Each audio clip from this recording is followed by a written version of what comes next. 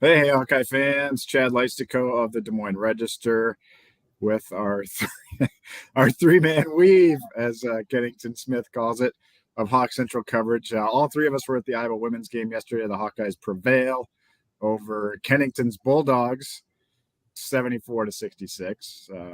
I was impressed. He didn't bark at any point yesterday. I did. Yeah, it was very interesting because the Georgia Fight song is literally playing in Carver Hawkeye. And it's just like I keep thinking how Kennington's 2 years now in Iowa City have been it's been weirdly intertwined with Georgia somehow, because like last year in football, Iowa was number 2 and Georgia was number 1 after the Penn State game last year. And it's like, how is this possible? I think it's just meant to be that Kennington is in Iowa City. So welcome, Kennington. We're going to talk women's hoops today as the primary topic of note. I'll start with you, my friend. Describe the atmosphere as you felt it. You've covered what, probably 40 men's games now at Carver or something like that. And how did it feel to you, electricity wise, yesterday? Yeah, I mean, it was up there. I mean, I think really the only thing that's comparable to it that I've seen, at least in Iowa City, would be an Iowa football game, like the Penn State game last the one that you're referring to from 2021. I'll put the atmosphere right up there with that. I mean, it was start to finish just deafening inside of Carver, and Dargan kind of set the scene well when he took kind of like that panoramic video of the line outside. And that was just one side of the arena. I mean, there were 2-3 other entrances that were just as packed out at the door. I mean, people waiting, 20, 30 minutes before they can get inside. And you could just feel it instantly. And it was a game that lended itself to home court advantage. It was a seesaw game. Iowa made runs, Georgia made runs. There was never really a moment where the crowd was out of the game. Me and Dargan were talking about this with Southeast. It was a sold-out crowd, and there were moments where it felt electric, but after a while, when Iowa pulls away and it's a blowout, it's just kind of like a subdued atmosphere. There's just a lot of people there. But yesterday was the opposite, where you could feel the crowd engagement early, often, and throughout. And Georgia players talked about it after the game, just kind of the atmosphere, and it's kind of tough playing in that type of atmosphere. Obviously, the Iowa women are used to it, but it can be a bit of a jarring experience for another team that's not used to playing in front of 15,000 people regularly to kind of come into an atmosphere like that. So that was, up there with some of the best atmospheres that I've seen since I've been on the beat, and it was a major talking point after the game on both sides. How about you, Dargan? You've covered the women's team now for years. You described the atmosphere, and also kind of what I felt was the crowd was so good and so intense. There was just so much spotlight on this moment. I felt like that pressure was very intense on the Hawkeyes, actually, almost as much as Georgia in this game. And, and they had to overcome that, I feel like. Yeah, there was a point early in the game when Iowa was on defense. And I asked Monica Sonano about this afterward, and, they were kind of like having to settle into the noise and try to communicate on defense. Now, obviously, they have a lot of experience doing that, but it was still, even if you're in that type, in that arena as often as the players are, it still takes some time to really kind of soak in what you're experiencing. And for me, there was a couple of times late in the game, I had my head down writing, and so I wasn't watching the action. And so Iowa would score, and that noise would just hit you like unprepared for it. And it was, it's the best environment that I've covered in Carver. I don't have quite as extensive a history as some people on the beat, but, I feel like that in terms of having Iowa have every, external advantage that they could possibly get from the crowd, it was there. And, you expect that when the tickets sell out in less than an hour and, are going for $150 to $200 on StubHub. So I think Iowa certainly delivered on that front. And again, as Kennington mentioned, these types of environments are not prevalent across women's college basketball. So when a team has to deal with that for really, the first time. I'm sure Georgia, there's some environments, I'm sure South Carolina has good environments, whatnot, but I think really it's not a cliche to say that the environment makes a difference, especially in the women's game when, the attendance just isn't there across the board the way that it is at Iowa. And so I think that all that certainly helped bring Iowa home in what was, a really tense game for the bulk of it.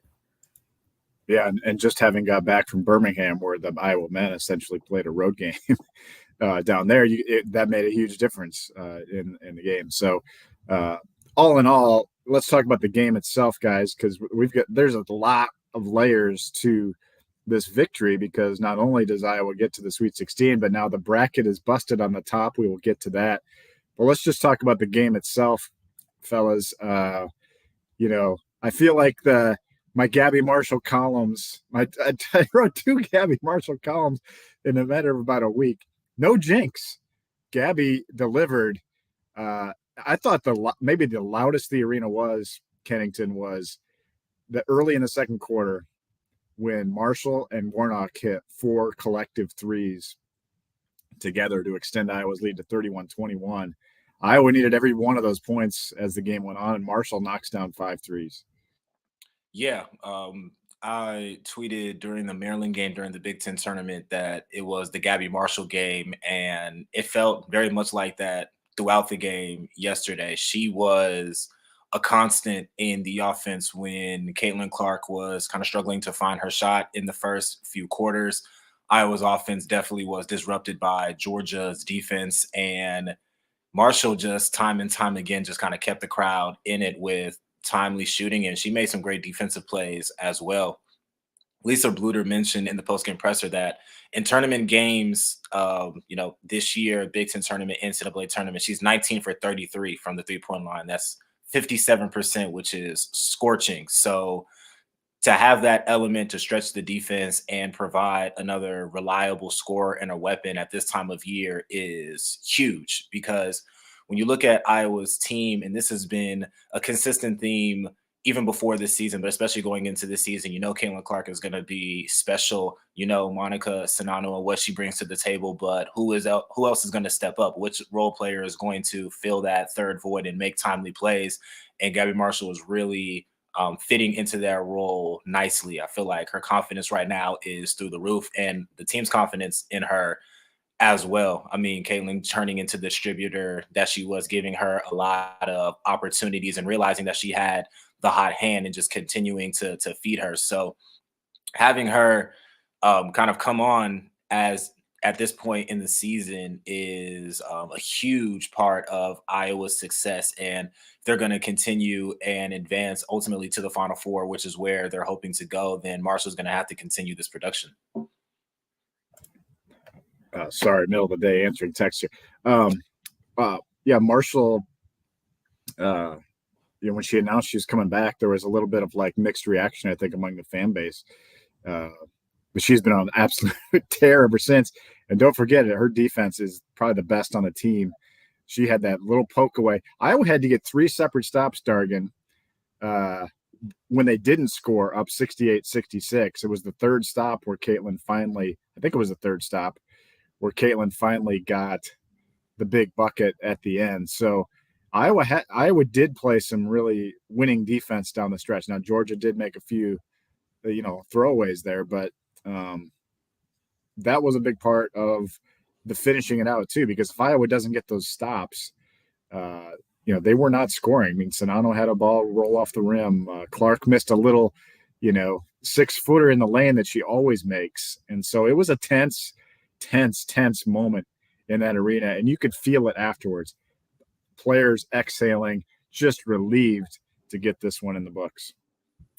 Yeah, it was interesting, as that game was unfolding and you're trying to digest the storylines and everything, there was definitely several points where I said to myself, I can't believe this is about to happen again, or that, the elements are there for this to happen again, the way that it did last season. But, once I kind of removed a little bit from the game and got through the locker room, in my opinion, I feel like the way that yesterday unfolded was the perfect balance of, hey, we have to win this game. We can't mess up this moment again.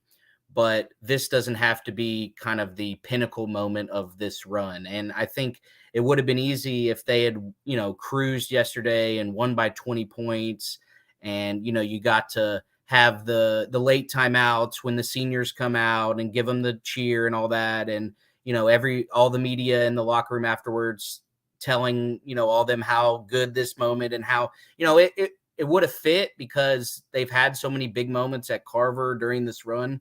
But I think the fact that they really had to grind and fight and claw all the way to the end, I think that really makes it a smoother transition into Seattle where, they've talked all year about making the Final Four.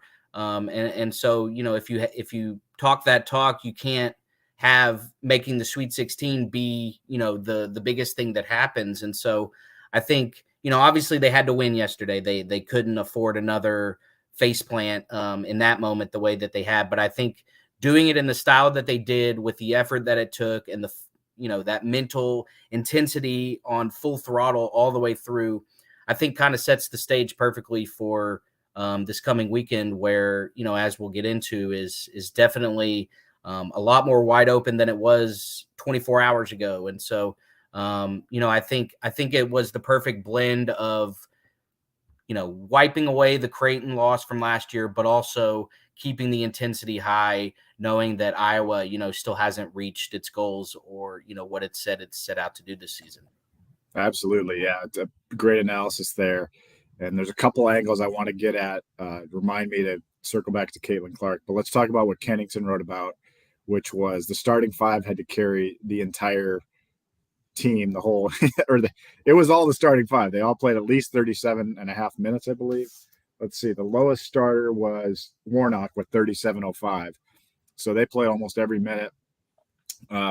Don't forget, I mean, this was a lot of adversity. That was a team with a lot of length, a lot of size. Georgia out-rebounds Iowa 42-29. Hannah Stolke, if she had been able to play, would have made a huge difference, right? So they didn't have her. Molly Davis goes down in a heap and plays only a minute 45 in the game. Sydney Affolter was ineffective. They didn't even play her in the second half. Addie O'Grady ends up being the first player off the bench in this game. So Iowa really had to go thin, and they rode those starters. None of them seemed to mind the extra minutes.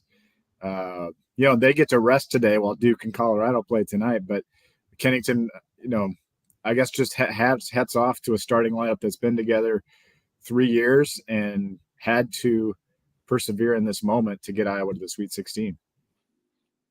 Yeah, definitely. And we talked about this collectively before the game that usually in college basketball, a starting lineup like that gets like one crack at making a really deep run. But this group is unique in the fact that they did have a disappointing end last season, but they all had the opportunity to come back and do it again for a second time. So in a lot of ways, this very much was a redemption game and moment for that starting five. And obviously injuries are unfortunate, and Hannah's injury particularly was very unexpected. But like I said in my tweet yesterday with the story, it was in a lot of ways very fitting that it was that group that kind of carried them into the Sweet 16 and kind of got over the hump that's kind of been hanging over their heads for the last year. The good news is, looks like Hannah Stolke and Molly Davis, who was injured in the game, will be ready to go for the next round. So they will get a little bit deeper. And that really is going to be key because obviously as they go into, deeper rounds, they're going to face more challenges. Better teams, you're going to need an all hands on deck effort in order to get to the Final Four. But cool moment for that starting group to kind of, deliver a wire to wire performance. Like they started together, pretty much played every minute, like you said. And a good moment for Sonano and Warnock to kind of get a win in their last game at Carver. So very much so the starting five, their composure, maturity was really critical down the stretch. Like you could tell the chemistry of that group on both sides of the ball in that final 2 minutes when Georgia cuts the lead to 66-68 with 2:17 to go. You really didn't sense any panic within Iowa's group. Like you said, they were very composed. They got the stops that they needed, 3 consecutive turnovers on defense, and then Clark with the big shot, obviously, and then she hit some free throws down the stretch to ice the game. So needed experience. Experience is really needed at this time of year, and Iowa's experience definitely was a catalyst to a big win yesterday. And Stokey, again, like if anybody, and I don't know if anybody within Iowa's like immediate fan base or community is questioning Hannah Stokey's importance to the team, but it was truly on display yesterday how big she's been to the puzzle this year. Like you said, Georgia has a size advantage, they have a length advantage. They pretty much had two post players out there for the duration of the game, which is a style clash to what Iowa does with the 4-out and Cesano in the middle. So they gave her a lot of trouble. I mean, she was getting hounded all game, and she had to endure that with little substitution to kind of give her a breather. So you have to tip your cap to her as well. I did a story on Stokey, like, I don't know, it was pretty like 2/3 of the way maybe through the season, and talked to Monica Sonano for that story. And we talked about in that game, she just talked about how her ceiling is off the charts. But another thing that Monica and I talked about was just how little she dribbles. Monica, and how she's learned not to dribble. Dargan, did you see that stat? No dribbles yesterday for Monica Sonano. 20 points, 9 rebounds. That's an amazing stat, and I'm gonna have to rewatch the game start to finish to make sure that's correct. But the parts I rewatched last night, I didn't see a dribble. So 34 points, 17 rebounds for the outgoing seniors in Warnock and Sonano. Yeah, and I talked to several players about that, about having the starting lineup in, and that when that tense energy kicks in, and it's like, wow, our season's in the balance here. And I think that's a big part of where the veteran experience and maturity on this team showed, because again, they were just in the same situation last year when that that uncomfortable energy kicks in, and you really have to fight through it and get get it done. And so, yeah, I mean, the Sonano stat is pretty mind-boggling, just because of how much she has the ball in her hands. I mean she's the focal point right behind Caitlin, and obviously there was a persistence yesterday to get her the ball, even amid all the clutter that was being thrown at them. So for her to have a stat like that, and there's, I remember, I think Gustafson used to have similar, dribble-less stat lines. And so that's a pretty cool thing to track, and pretty amazing. And, honestly, I think Monica, well, I know Monica would say that's how she's most effective. Dribbling is not really something that benefits her game with how she's positioned. So, I think her and Jane Jensen, the post guru down there, I think they're all pretty happy with that stat, to be honest. Yeah, it is. Let's talk about the best player in college basketball, Caitlin Clark. Haven't really got into her game much.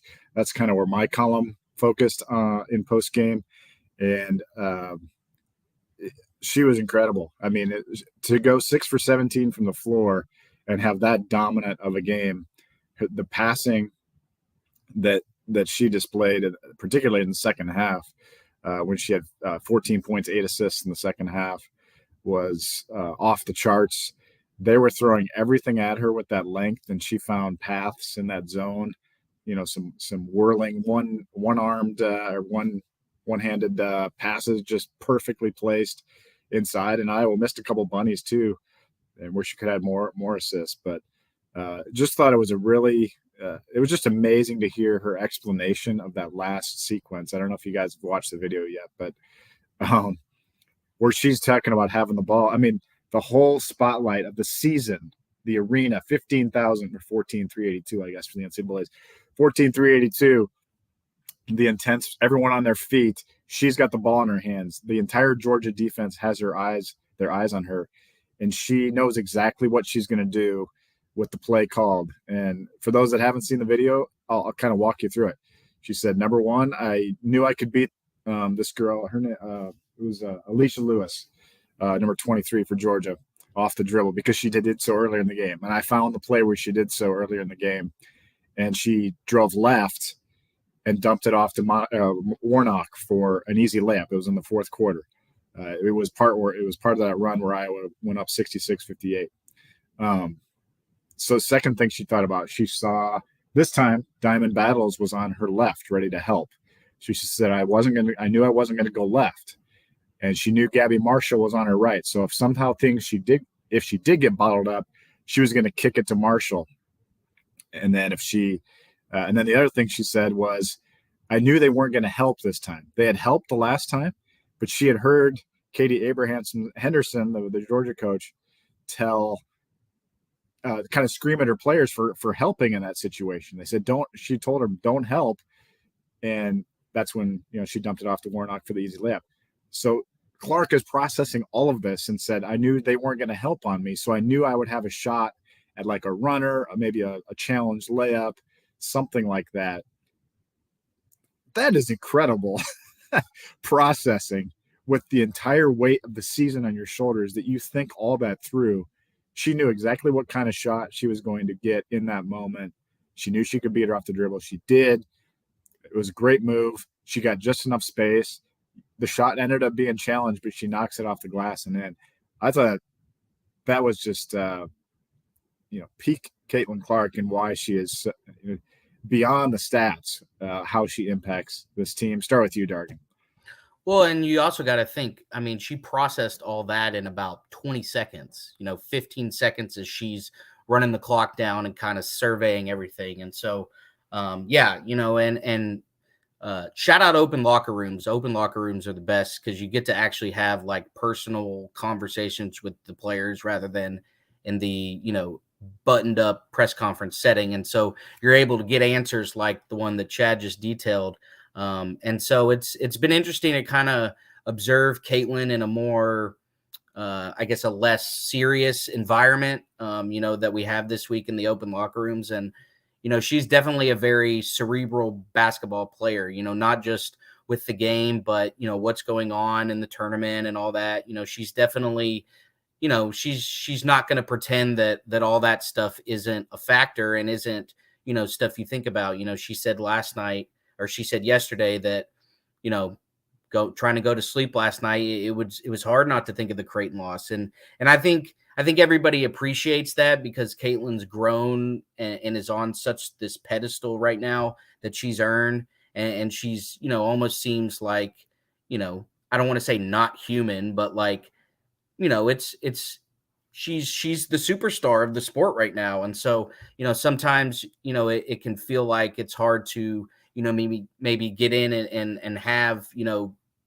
meaningful conversations with people who are operating at that level. And so, I think she's been great this week. I'm sure she'll be great in Seattle too. Just, like Chad said, detailing stuff like that, because again, there's probably not any more pressure on anyone else in this tournament right now than her. Maybe South Carolina, just because they're undefeated at number one, but the eyes are on Caitlin Clark, and you've seen that throughout the whole tournament. And if you're gonna be the person that hits the logo shots and gets all the NIL deals and gets all this and that, Kevin Durant, Steph talking about you got to be the one that delivers. And she delivered yesterday, in what was the biggest moment of the season to that point.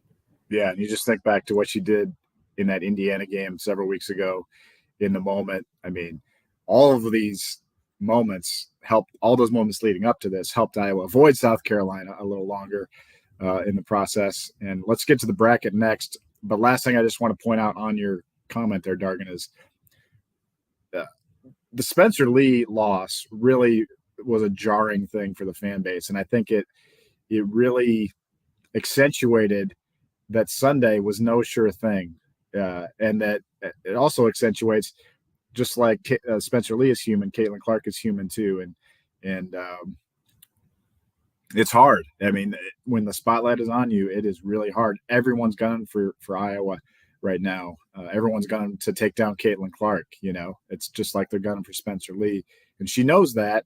And that does make it harder going into the Sweet 16. So let's talk about that. Kennington.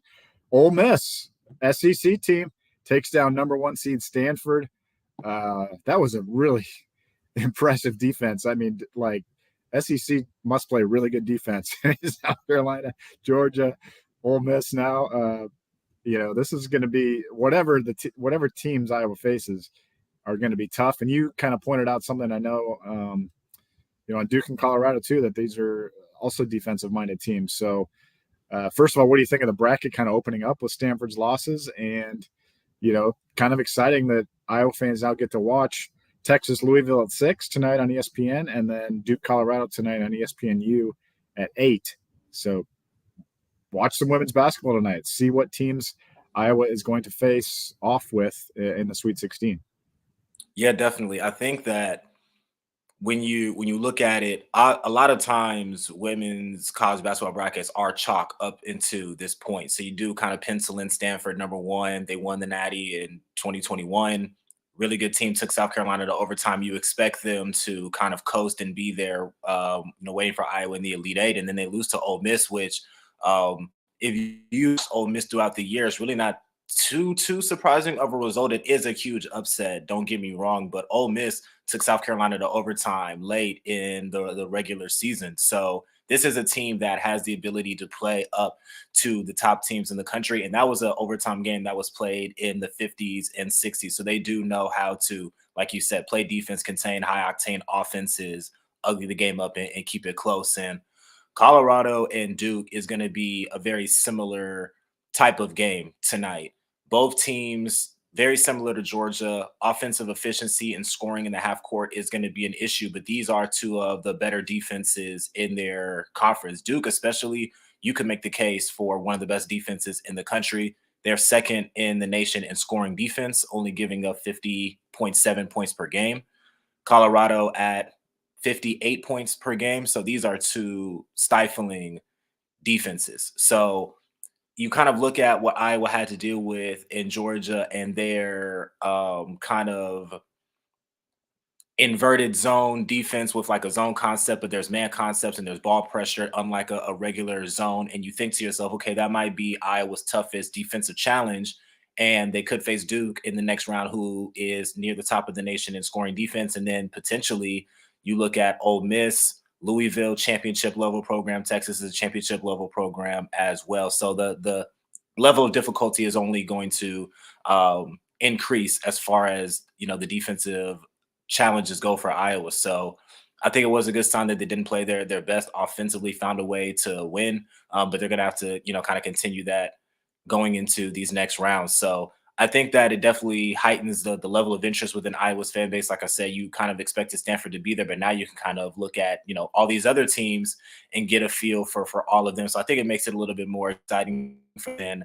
I'm not sure if, Iowa's team is looking at it this way, but I think everybody on the outside looking in is kind of looking at this as, an increased opportunity to, reach the Final Four. We talked on our last show, us three, about they got to the Elite Eight and played Stanford, and it was a close loss that might satisfy expectations that they had a chance to go to the Final Four. Now with Stanford out of the picture, you really feel like there is, a more than legitimate chance for Iowa to kind of reach that Final Four. I think after the game we kind of put it at 30%, like they will be a slight favorite in the Sweet 16, maybe a slight underdog against Stanford in the Elite Eight.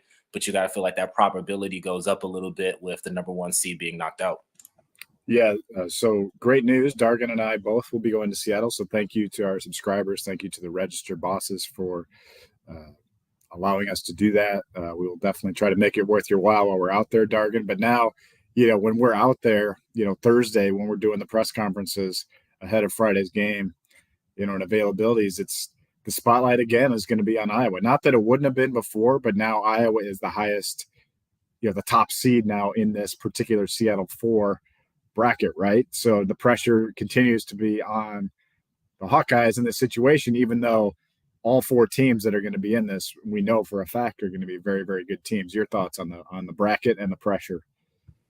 Yeah, and I would even go as far as saying that, there's obviously 2 Seattle brackets. I would say that Iowa's going to have the most eyes on them of anybody in Seattle, just because really, if you kind of look at who's getting the priority of the tip times in the network, I'd say Iowa's probably number 2 right behind South Carolina, just because of where the interest is with this team and Caitlin Clark. One thing that's kind of interesting on the Sweet 16 matchup. So Iowa obviously played Duke last year in Cameron. It was not a good game for Iowa. It was kind of, I believe, is that ACC Big Ten Challenge. So it was kind of in that early December timeframe where you have things figured out, but you're still maybe not quite on your feet yet. And then the other thing is, so Colorado was in Iowa City last year. They played Creighton the game before Iowa played Creighton.